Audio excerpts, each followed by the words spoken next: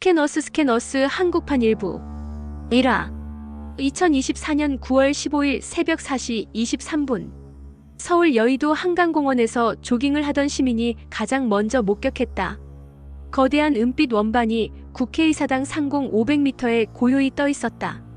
곧이어 부산, 대구, 광주, 전국 각지에서 같은 신고가 빗발쳤다. 우주선의 크기는 여의도 전체를 덮을 만큼 거대했다. 표면에는 마치 한글 자음과 모음을 연상시키는 기하학적 문양들이 살아 움직이고 있었다. 청와대는 즉시 국가 비상사태를 선포했다. 공군 KF-21 전투기들이 긴급 출동했지만 우주선은 어떤 반응도 보이지 않았다. 단지 조용히 떠 있을 뿐이었다. 서울 시민들은 지하철역과 대형 건물의 지하층으로 대피했고 전국의 학교와 관공서가 일제히 문을 닫았다. 오전 7시 예상치 못한 일이 벌어졌다. 우주선 중앙에서 푸른빛이 번쩍이더니 한반도 전체를 덮는 거대한 광선이 발사되었다. 마치 거대한 CT 스캔처럼 땅속 깊은 곳까지 투시하기 시작했다. 그 빛은 따뜻했고 아무도 다치지 않았다. 하지만 전국의 모든 전자기기가 일시적으로 마비되었다. 스캔은 정확히 5시간 16분간 지속되었다. 백두산 정상부터 제주도 해안까지, 서해 연평도부터 독도까지. 그들은 한반도의 모든 곳을 샅샅이 살폈다. 그리고 오후 12시 39분 스캔이 끝나자 경찰청, 국정원, 국방부의 모든 서버에 동시에 같은 파일이 전송되었다. 파일명은 KOREADCASEDDATA 되셨다. 파일을 연 국과수 과학자들은 경악했다. 한반도에 묻힌 모든 죽은 자들의 정확한 GPS 좌표가 기록되어 있었던 것이다. 조선시대 왕릉부터 625 전쟁 전사자, 현대의 무연고 사망자까지. 각 좌표에는 사망시각, 사망원인, 심지어 마지막 심장 박동까지 상세히 기록되어 있었다. 서울지검 미제사건 전담검사 한서윤은 이 데이터를 받아보며 전율했다. 이것은 우리가 찾지 못한 모든 사람들의 위치입니다. KAIST 천체물리학과 정도연 교수가 긴급히 소집된 대책회의에서 말했다. 그들이 이 정보를 준 이유를 반드시 알아내야 합니다. 밤이 깊어가자 우주선은 더욱 밝게 빛났다. 마치 한반도를 지켜보는 거대한 눈처럼. 그리고 인류는 알지 못했다. 이것이 단순한 관찰이 아니라 인간의 가장 깊숙한 감정을 탐구하려는 시작이라는 것을. 2화 스캔 후 72시간이 지났다. 정부는 K-SCAN 태스크포스를 구성했고 한서윤 검사가 총책임자로 임명되었다. 첫 번째 조사 대상지는 서울 한강 하류의 한 좌표였다. 데이터에 따르면 그곳에는 1990년 실종된 7세 소녀 김혜진의 시신이 매장되어 있었다. 새벽 6시 조사팀이 한강공원에 도착했다. GPS 좌표를 따라가니 오래된 버드나무 아래 작은 둔덕이 있었다. 30년 넘게 아무도 의심하지 않았던 곳이었다. 포클레인이 조심스럽게 땅을 파기 시작했다. 1.5m 깊이에서 작은 해골 조각들이 나타났다. 스캔 데이터가 정확했다. 김혜진의 어머니 이순자는 현장에서 주저앉았다. 우리 예진이가 여기 있었구나. 30년간 그녀는 딸이 어디론가 팔려갔을 거라고 혹은 외국으로 입양되었을 거라고 믿고 싶어 했다. 하지만 현실은 가혹했다. 예진이는 실종 당일 이곳에서 죽었던 것이다. 국과수 법의학자는 스캔 데이터를 분석하며 놀라운 사실을 발견했다. 사망 시각이 1990년 8월 3일 오후 9시 47분으로 기록되어 있습니다. 예진이가 마지막으로 목격된 시각은 오후 7시였으니 약 3시간 후에 사망한 것으로 보입니다. 더욱 충격적인 것은 사망 원인이었다. 익사로 기록되어 있습니다. 하지만 물속에서 발견된 게 아니라 땅에 묻혀 있어요. 추정컨대 한강에서 익사한 후 누군가가 이곳에 시신을 옮겨 묻은 것 같습니다. 이때 조사팀에 특별한 인물이 합류했다. 전직 서울경찰청 강력계 형사 박상호였다. 그는 15년 전 8세 아들 박민준을 실종으로 잃고 경찰직을 그만둔 후 사립탐정이 되었다. 스캔 데이터에 제 아들의 좌표는 없었습니다. 그 의미가 뭔지 알고 싶어서 왔습니다. 한서윤이 그를 바라보며 말했다. 두 가지 가능성이 있어요. 민준이가 아직 살아있거나 아니면 한반도를 벗어난 곳에 있거나. 박상호는 떨리는 목소리로 답했다. 15년간. 15년간 기다린 희망이 아직 남아있다는 뜻이군요. 하지만 한서윤은 또 다른 사례를 발견했다. 1987년 실종된 8세 남아 김현우의 사연이었다. 그의 부모 김진호와 박정수는 아들이 사라진 후 서로를 의심하고 원망하며 이혼했다. 37년이 지난 지금 두 사람은 77세와 74세의 노인이 되어 서울과 부산에 따로 살고 있었다.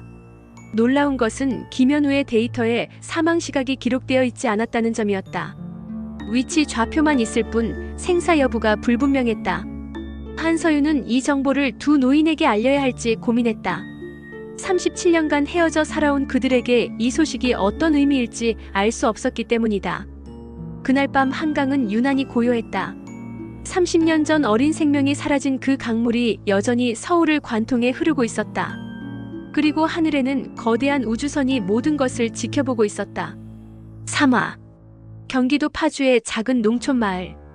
70년 전 한국 전쟁 당시 빨갱이 가족이라는 누명을 쓰고 억울하게 죽은 박씨 가족의 무덤이 스캔 데이터에 나타났다. 좌표가 가리키는 곳은 마을 뒷산 잣나무 숲이었다. 박씨 가족의 후손인 박철수는 이제 78세가 되었다. 그는 평생 조부모와 부모가 부역자였다는 오명을 안고 살아왔다.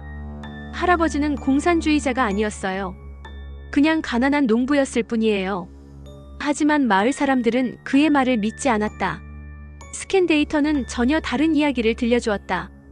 박씨 가족 5명의 사망 원인이 모두 총상으로 기록되어 있었던 것이다. 그것도 1950년 9월 28일 서울 수복 직후였다. 당시 마을에는 국군과 미군이 주둔하고 있었다. 더욱 놀라운 것은 사망 장소였다. 그들은 집에서 죽은 것이 아니라 마을 뒷산에서 집단 처형당한 것으로 기록되어 있었다. 그리고 시신들은 즉석에서 매장되었다. 70년 동안 아무도 모르는 사이의 말이다. 마을 이장 김성옥이 조사팀을 안내했다. 그때는 워낙 혼란스러웠어요. 누가 적이고 누가 아군인지도 구분하기 어려웠죠. 하지만 그의 목소리에는 어떤 미안함이 섞여 있었다.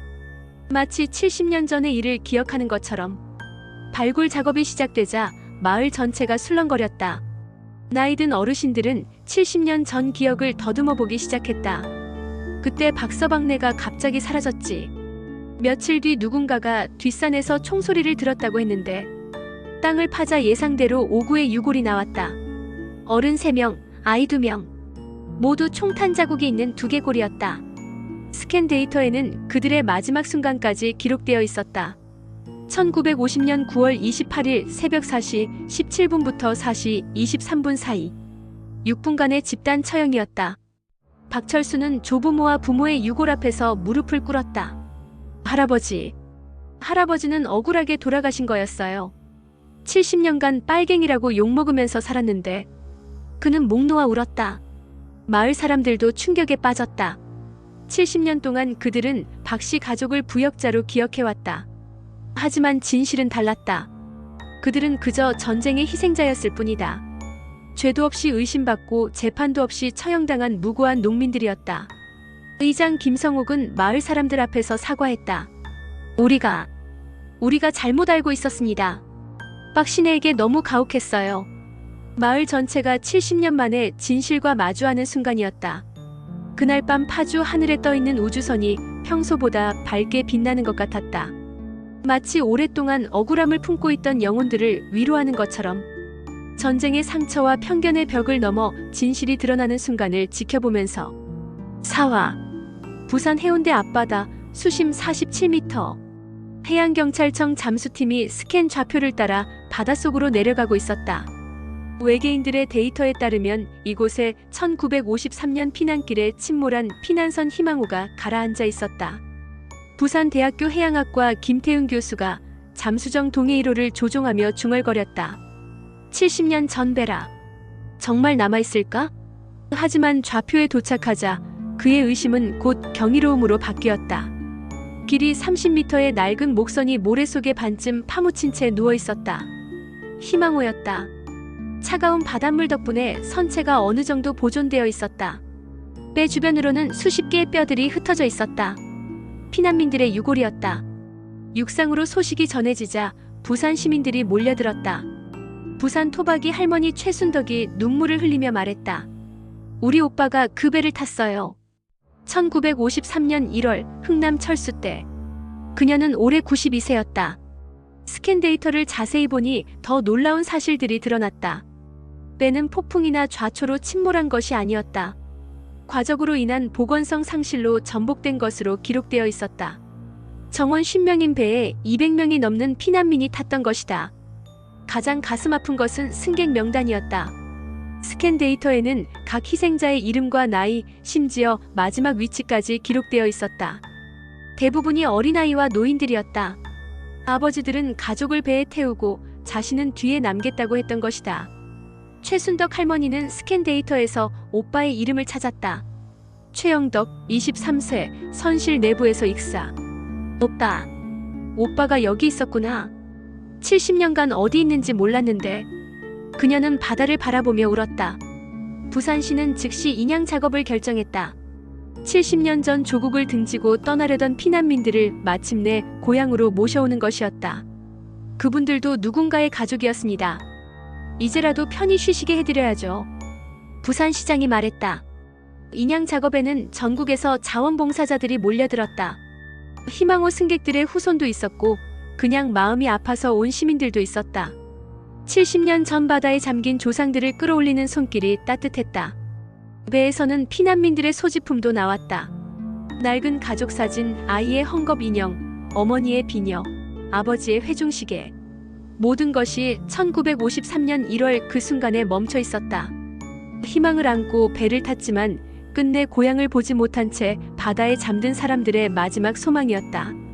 최순덕 할머니는 오빠의 유고를 부산시립공동묘지에 모셨다. 이제 고향에 왔어, 오빠야. 70년 만에. 그날 밤 부산 앞바다는 유난히 고요했다.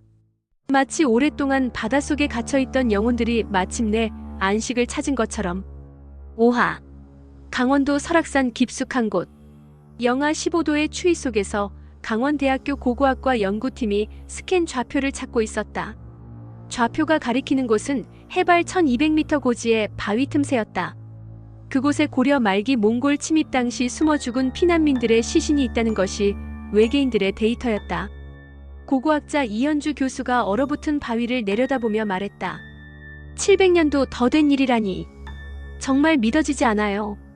산악구조대와 함께 위험한 암벽을 타고 올라가기 시작했다. 해당 좌표에 도착하자 작은 동굴이 나타났다. 입구는 겨우 사람 한 명이 기어들어갈 수 있을 정도로 좁았다. 동굴 안은 자연 냉동고 같았다. 그리고 그곳에서 믿을 수 없는 광경이 펼쳐졌다. 17구의 미라가 서로 껴안은 채 얼어 있었던 것이다. 대부분 여인과 아이들이었다. 700년간 설악산의 차가운 공기가 그들을 완벽하게 보존해 놓았다. 얼굴 표정까지 생생했다. 마지막까지 자식을 품고 있던 어머니들의 모습이었다. 스캔 데이터에는 그들의 마지막 순간이 상세히 기록되어 있었다. 1270년 겨울 몽골군의 침입을 피해 산으로 올라온 마을 사람들이었다. 하지만 추위와 굶주림을 견디지 못하고 하나둘 죽어갔다. 마지막 생존자는 12세 소녀로 1271년 3월 15일까지 살아있었다. 더욱 놀라운 것은 그들이 남긴 흔적이었다. 동굴벽에는 한글이 만들어지기 200년 전의 고려 문자로 글이 새겨져 있었다. 하늘이시여 우리 아이들만은 살려주소서.